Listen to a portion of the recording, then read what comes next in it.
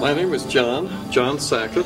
I was the director of EBR-ll for many years, having started there as the lone analyst in the operations department, and went through that to engineering and then to the analysis group, and finally as director. I do want to say something about how I got started with this. I'm from down the road, Twin Falls. And each year our chemistry class would come up and take a tour of the INL.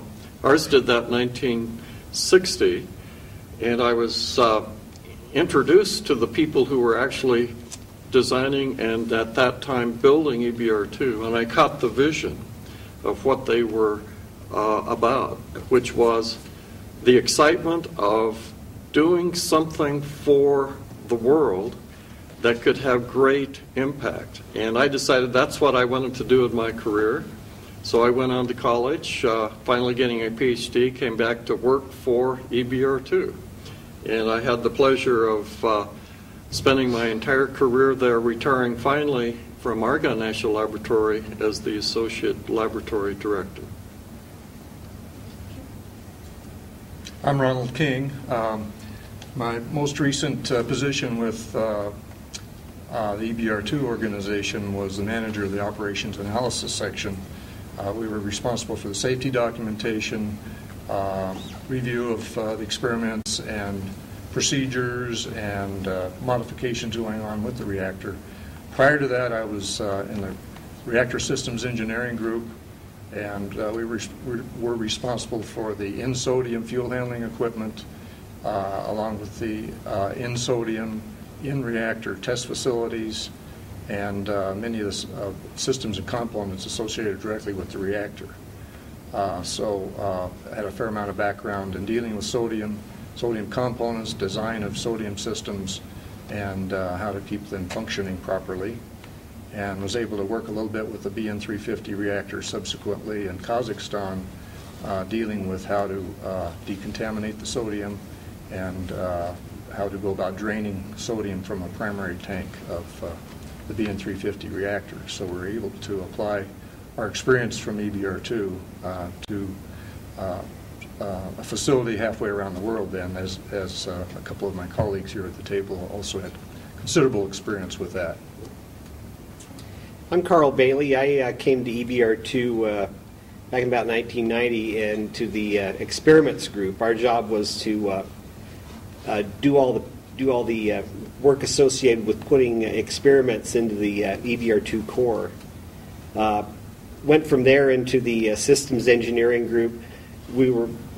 Our job mainly was to maintain the various systems in the EBR-ll reactor. I had several systems, the EBR-ll cover gas, fuel handling systems, some of the EBR-ll primary sodium systems. We, of course, also did a lot of work cross-system, as you will. From there, we segued into decommissioning the EBR-ll reactor. And as Ron has mentioned, we also have worked to use that same expertise to assist the Kazakhs and the BN-350 reactor in their decommissioning efforts. I'm presently still at INL, employed in the Applied Engineering Group. My name is Robert Washburn. I came to Oregon in 1971, and I was working in the EBR-ll engineering, specifically in the mechanical systems engineering group, and I was involved primarily in primary purification, secondary purification sodium systems, and I've also was responsible for engineering for designing and constructing the sodium component maintenance shop, which is a facility for decontaminating sodium components, so hands-on maintenance could be done to those components and repaired. Since then, I have retired, so I don't do anything now.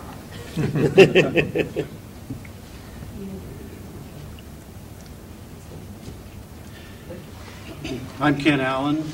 I started at EBR-ll in 1984, working in the EBR-ll engineering group, and was responsible for the rotating plugs, the cover gas systems, including the cover gas cleanup system, the argon cooling system, the fuel unloading machine.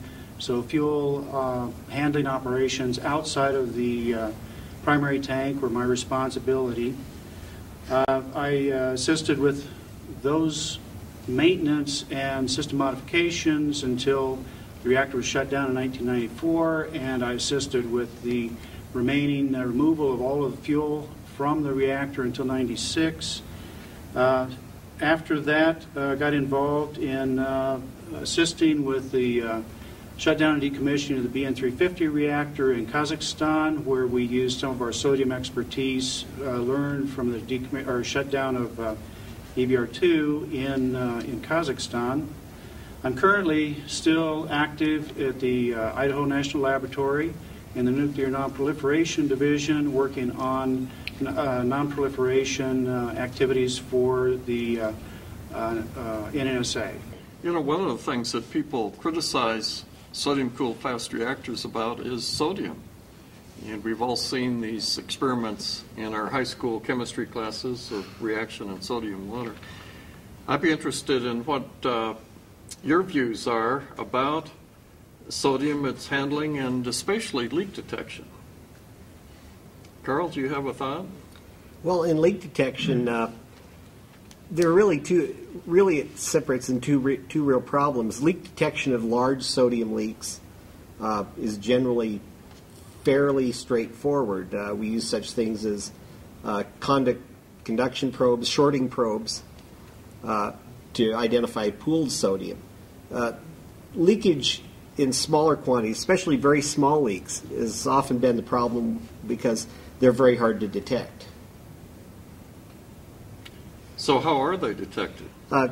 Typically what we see in detection of small sodium leaks is you would see perhaps some white carbonate powder, which is the product, which is what sodium eventually becomes once it leaks out of the system. You see some white carbonate powder in the vicinity of leakage. You might see smoke or some minor thermal damage to things like lagging or components in the vicinity.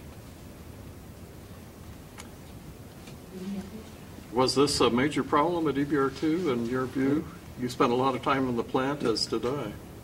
Yeah. At EBR-ll, we really had very few sodium leaks. The few I'm aware of really predate me, my being at the plant. We did have some in the sodium process facility. We had several small events. One sodium leak that occurred in the sodium process facility, we actually found based on noticing some smoke, light smoke. The visual indication, again, after the sodium leak had occurred, was a small pile of white powder on the floor. Any precautions or anything? What did you do then when you saw the leak? In general, what we do in the case of a sodium leak, especially these small ones, was simply shut the system down and allow it to cool. The sodium solidifies, and that really stops the leak. And then you can go in, determine the source of the leak, determine the cause, clean up the leakage products, and repair the leak. Sodium systems are at very low pressure, so there isn't a driving force of high pressure to create explosive leaks, large leaks of sodium. That's a major advantage. Yeah, one thing to consider during the design of the systems is that you'll have a limited number of welds or other types of couplings of systems or components together. You'd like to minimize the discontinuities in the system. And the leaks, should they occur, would happen at typically at a weld junction or an instrument probe, instrument well going into a pipe, for example, or in some sort of a coupling